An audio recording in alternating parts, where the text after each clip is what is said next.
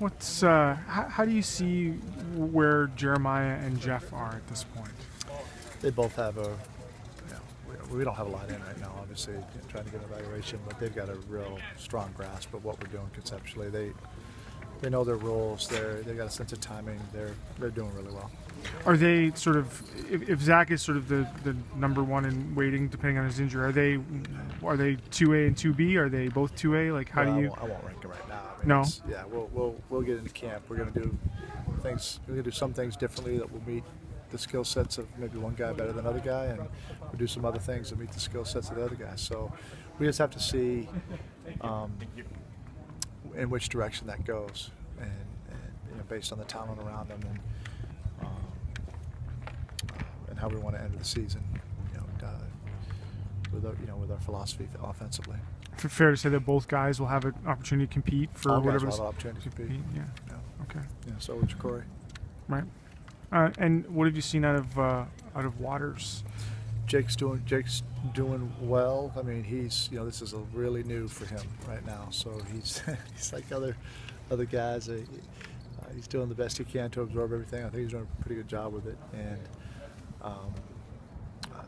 like I told him, don't get frustrated. The light bulb will go on eventually. But he's got some talent, and he's he's smart, and he's a good kid. It doesn't seem like there's any failure to pick everything up from first day to second day. Like you said, that you were trying to give them enough to be able to learn and develop, but not overwhelm them. For a day 2 of a mini camp, there's not many offsides or calling back to the huddles or.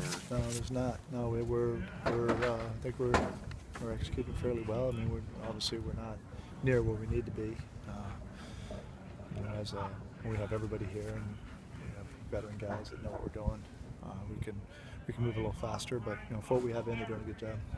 How much of what you see in the kicking game will affect what you guys do next week in the draft if you're taking a look at anybody? I mean, we're gonna, we've got our draft board forming, and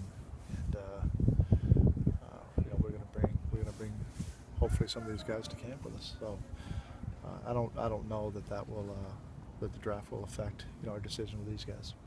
With a camp like this, where you just have 3 days to evaluate guys, how do guys separate themselves from the group? Well, that's really the challenge, right? So you get the coaches have to push them enough physically, but not so much that, especially without pads on, that there's a risk of injury. Plus, we have to challenge them mentally to see what they can absorb. Maybe move them around from one position to another. We took some of our outside guys, moved them inside today, see if they can handle it. Put in a couple of different motions,